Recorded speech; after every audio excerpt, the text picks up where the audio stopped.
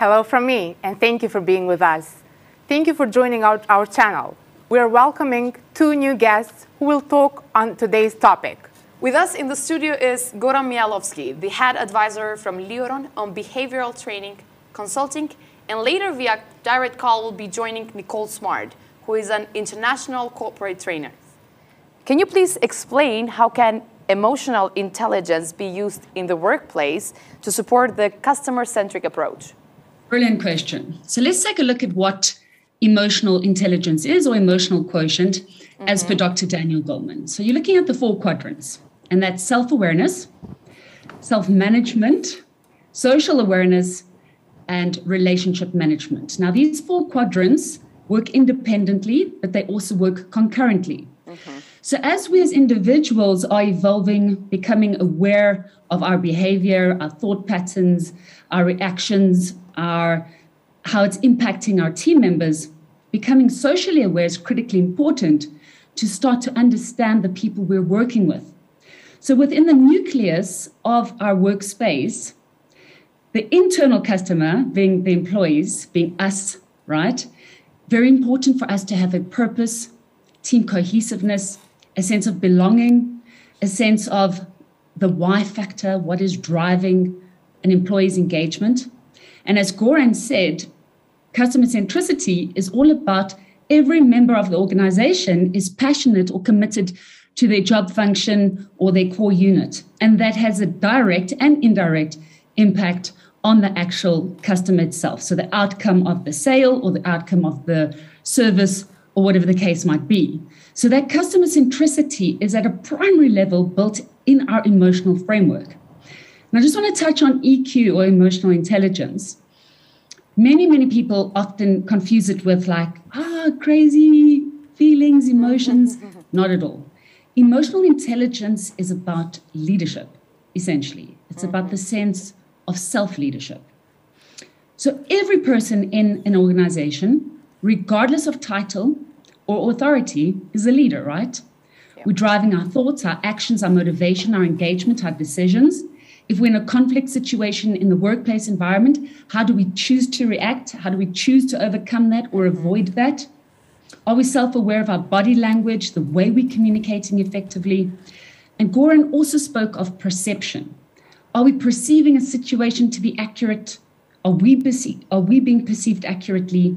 So all of these come into play to make up what we call emotional elasticity, our ability to expand, adapt, and evolve our emotional and psychological, if you like, framework. And that's the favorite word now in the workplace environment is agility. So it heavily impacts the people-centric approach and obviously the customer experience at the end of the day. Great elaboration. Thank you, Nicole. Nicole, with your extensive experience and detailed understanding of the corporate arena, have you ever witnessed companies failing or struggling to maintain good customer relations even though they hire technically prepared employees and leaders with high IQ? Good question. And the answer is unfortunately yes. We see this all the time because depending on the industry, which makes a big difference in the answer. However, regardless of whether it's a technical industry or not, at the end of the day, as long as we're dealing with another human being, we're dealing with energy in motion, emotion. And so we can be technically proficient, which is a tick and a necessity. But how are we engaging the people in our environment? How are we communicating effectively? What does communication mean? And so on and so forth. So emotional intelligence plays a huge role in the overall experience of the organization and in the ever-changing environment. And so as an executive coach and a corporate trainer, we work with organizations to really stimulate the team cohesiveness, because that's where all the action happens, regardless of, like I say, the technical proficiency. And as Dr. Goleman often, he in fact said that, quote unquote, that essentially we can be all equal on paper. So let's take a look at a resume. We've got high grades, we've gone through university, we are now degreed in a technical field, for example. Now we're all entering the workplace. So essentially, we equal on paper, but what's going to be the distinguishing factor to make an employee a leader, navigate up the corporate ladder, think laterally, become a problem solver, a decision maker, creative thinker, know when to speak, know when not to speak, how to engage our clientele or our stakeholders, how to respond in a crisis situation, how to respond in an internal crisis situation, and that all comes back down to emotional intelligence.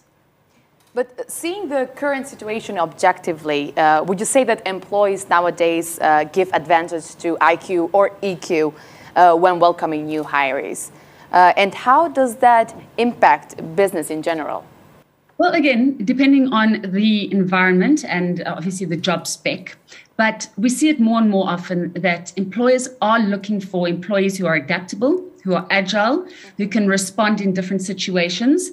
I mean, let's be honest, when we called into organizations, we are essentially, well, I am in my scope, I'm training or facilitating or coaching or up-leveling critical business skills, hashtag otherwise known as soft skills, because these are the interpersonal skills, the interpersonal ability. And as our competitors or the company's competitors are evolving and growing, we need a core employee unit that is able to be attuned to the macro environment, be able to articulate that internally.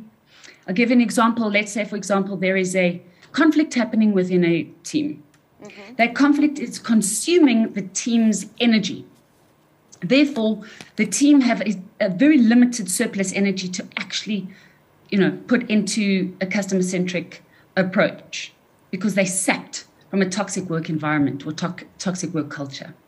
These things don't only impact just the employee motivation and engagement, they directly impact employee performance and therefore ultimately not leading to achieving to the vision, mission, and core values of the organization, which in turn, of course, affects the end result being our customer. So we're seeing a drive for more and more, to answer your question, emotionally intelligent employees, so to speak. Many companies in the past felt that they had to constantly monitor their employees to ensure client satisfaction. Do you think that the fact that many companies had to switch to remote work increased awareness of the importance on raising employee EQ?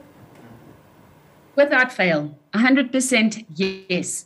In the last 2 years since the pandemic broke, the amount of programs that I've been hosting with EQ, emotional intelligence, as the spine, as the backbone to all the programs is astonishing. And why? Because let's be honest, there's many factors that impacted this concept. Many teams, well, most teams were in their silos. They had a functionality, there was continuity, consistency, they knew what to expect when they came to work. In many respects, and I'm not speaking on behalf of everyone and all, but in my experience, people that I've engaged with in organizations, they were comfortable. There was a plateau. It was great. So when the crisis happened, a couple of things happened. The managers actually had to demonstrate leadership, right? So let's think about that. They're managers, some were effective managers, some are not necessarily effective managers. However, not all managers are leaders or demonstrate those competencies. So the crisis actually brought about a brilliant opportunity for managers to actually lead and rise to the occasion. But that required the manager leader to actually start to evolve, grow, and expand their elasticity and their ability to respond to change and crisis and start to really understand their employees better, really get into their mindset, really create a sense of awareness on what's driving the employees' engagement, fear, and so forth, given that they weren't in the same environment as well at the same time. Equivalently, the whole ethos was to get up, dress up, and deliver.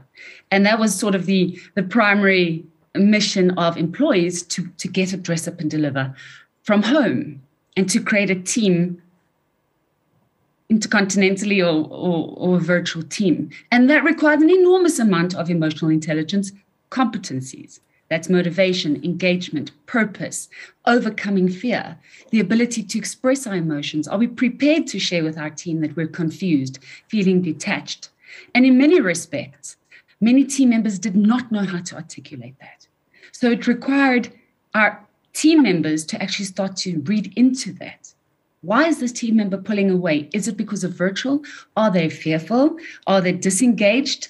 And on the other side of the coin, I saw, and just to add to the question, I've seen many success stories of employees who were quite stuck in a stagnant environment actually rise and become far more engaged and far more participative in the virtual space. And so, yes, emotional intelligence plays a massive role. Big factor of all of this was crisis, responding to crisis, and change management. Many people and executives that I've worked with globally fell into a quasi or a depression, or a state of depression, and feeling disengaged. And therein, just in that aspect, an enormous amount of internal self-reflection and had to be, taken into account. And that was happening concurrently. So in conclusion to the question, I like to think of this as the raising the wisdom of the collective.